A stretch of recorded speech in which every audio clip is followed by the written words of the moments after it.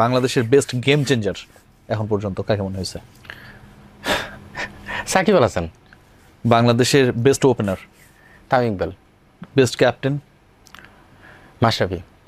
Worst selector? এইটাই বলা যায় নাকি? আপনিও বাদ পড়ছিলেন তো, এই কারণে সুযোগ আছে। না, এটা বলা যায় কেউ না কেউ তো আছে নাকি? না, এটা বলবো না। আচ্ছা, এটা মানে কেউ না কেউ তো আছে, বললেন না, নাম বললেন না। কেউ না কেউ তো আছি। Best selector? No comments. Okay. আমি সামটাইমস মনে করি আমি না, এটা আমি নিজেও পডকাস্টে বলছি যে আমার কাছে মনে হয় তাই। ঠিক আছে, বাংলাদেশের সবচেয়ে সম্ভাবনাময় ক্রিকেটার, কিন্তু এন্ড অফ দ্য ডে আসলে সেটা আমরা বিকশিত হইতে দেখি নাই। মুসাদ্দেক, ইমরুল কায়েস। আন্ডাররেটেড ক্রিকেটার, কিন্তু গেম চেঞ্জ করে দিয়েছে। আন্ডাররেটেড ক্রিকেটার, এটা তো মিরাজ সবসময় আন্ডাররেটেড। মানে আমার কাছে মনে হয় যে যেভাবে ম্যাচ জিতায় মানে আনবিলিভেবল। সো মিরাজ পাত্তা দেয় না, কেউ পাত্তা দেয় না, কিন্তু ম্যাচ এটা দেয় না কেন? এটা মানুষ জানে, আমি জানি না। মিরাজ মানুষ জানে, মানে সবাই বলে, কিন্তু কেউ ওইভাবে চিন্তা করে না। কিন্তু মিরাজ কি কি ম্যাচ জিতেছে সেটা আমরা সবাই জানি। তুমি বাংলাদেশের এখন পর্যন্ত আপনি তো অনেক কিছু দেখলেন, best ever board president?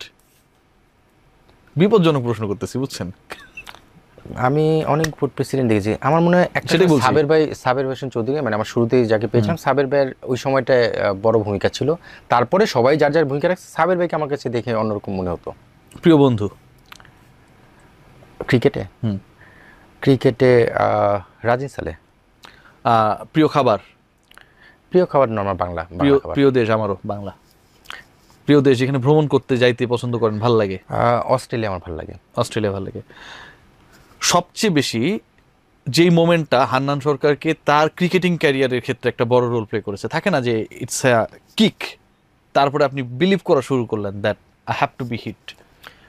Australia test series পুরো বদলে দিয়েছে। তার আগে প্রথম যে বদলে দেওয়াটা, সেটা হলো আন্ডার-16 আমি যখন ম্যান অফ দ্য সিরিজ হই, আমাকে অস্ট্রেলিয়াতে 1 মাসের ট্রেনিংয়ে পাঠানো হয়, যেটা বাংলাদেশের ফার্স্ট এভার। সেই ট্রেনিংটা আমার লাইফ পুরো চেঞ্জ করে দেয়। শেষ ওভার ধরেন 20 রান লাগবে বাংলাদেশের জেতার জন্য, এরকম কন্ডিশনে বাংলাদেশ সাধারণত জিততে পারে না। আপনি কারে রাখবেন ক্রিজে? ইয়াল্লাহ, কঠিন প্রশ্ন। 20 রান দরকার। 36 রান হয়েছে গতকালকে। না, প্রিভিয়াস যদি আমি দেখি, মানে মাহমুদুল্লাহ তো রিটায়ার করেছে, মাহমুদুল্লাহ ওই জায়গায় হয়তো বা একটা ভালো অপশন হতে পারতো। বেশ কিছু সময় এরকম তাকে ফেস করতে দেখেছি, এবং এখনকার প্লেয়ারদের মধ্যে আসলে ওই ট্রাস্টকে অর্জন করতে পারেনি আমার কাছে। শেষ ওভার প্রতিপক্ষের লাগবে হচ্ছে ধরেন 5 রান জেতার জন্য, কার হাতে বল তুলে দেবেন? মোস্তাফিজকে দেবো। এখনো মোস্তাফিজকে দেবেন। আফসোস জায়গা যে মোস্তাফিজের ক্যারিয়ারটা আরও রঙিন হতে পারতো। হওয়া উচিত ছিল। যে কোনো কারণে মাঝখানের একটা ইনজুরি তাকে বড় ধাক্কা দিয়ে দেয়। সেটা থেকে আসার পরে সে আবার কামব্যাক করে তার রিদমে, বাট স্বাভাবিকভাবে ওই ইনজুরিটার কারণে যেভাবে মোস্তাফিজকে আমরা চিন্তা করেছিলাম, একটা সময়ের পরে ভাটা শুরু হয়। বাট হ্যাঁ, আফসোস তো কিছুটা হয়। আফসোস জায়গায় যে তামিম ইকবালের ওয়ান ডে ক্যারিয়ারটা অন্তত আরও কিছুদিন হতে পারতো। অবশ্যই। মানে আমাদের একজন ওপেনার এক সাইড থেকে যে ছিল লম্বা সময় কন্টিনিউ করে গেছে, সেই জায়গাটা আরেকজনকে সেটেল না করে আমরা তাকে সরিয়ে দেওয়াটা বা তার সরে যাওয়াটা অবশ্যই একটা ভ্যাকুম তৈরি করেছে।